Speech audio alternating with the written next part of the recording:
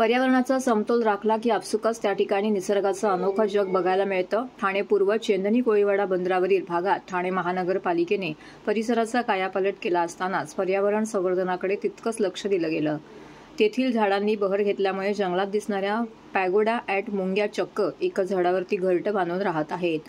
लाल माती आणि पानाचा चुऱ्याच्या मदतीने पॅगोडा आकाराचे घरटं तयार केलं असून ते इतकं मजबूत असतं की ऊन वारा पावसाचा घरट्यावरती कोणताही परिणाम होत नाही।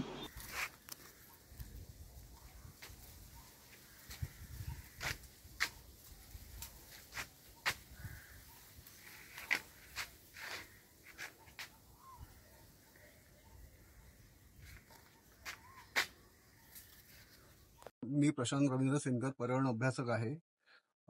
आता आपण आहोत ठाणे पूर्व येथील गणपती विसर्जन घाटावरती।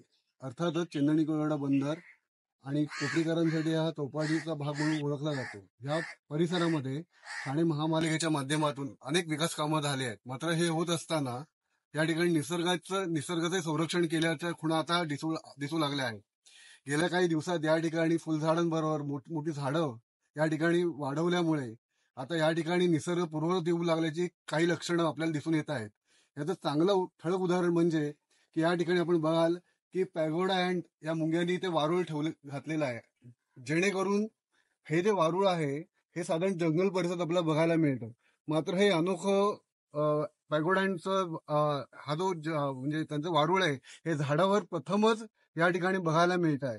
ह्या पॅगोडाचं महत्व असं आहे की ह्या मुंग्या असतात, ही पानं माती आणि लाळ यांच्या मिश्रणातून हे तयार करतात।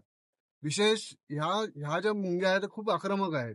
आक्रमक म्हणजे एक चावली तरी खूप वेदना होतात। अशा ह्या प्रचंड मुंग्या ह्या वारुळात आपल्याला बघायला मिळतात। साधारण ह्याचं वैशिष्ट्य असं की ह्याचं ऊन वारा पाऊस ह्याचं कुठल्याही वारुळाला काही धोका नसतो आणि आतमध्ये वेगवेगळ्या प्रकारचे कप्पे असतात।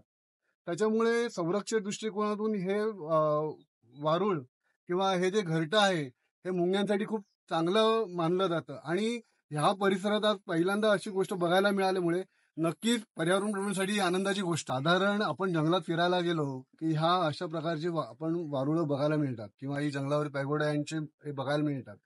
परंतु शहरात असं क्वचितच काही ठिकाणी बघायला मिळतं आणि ह्या परिसरात तर हे पहिल्यांदाच अशा प्रकारचं वारुळ तयार झालेलं आहे।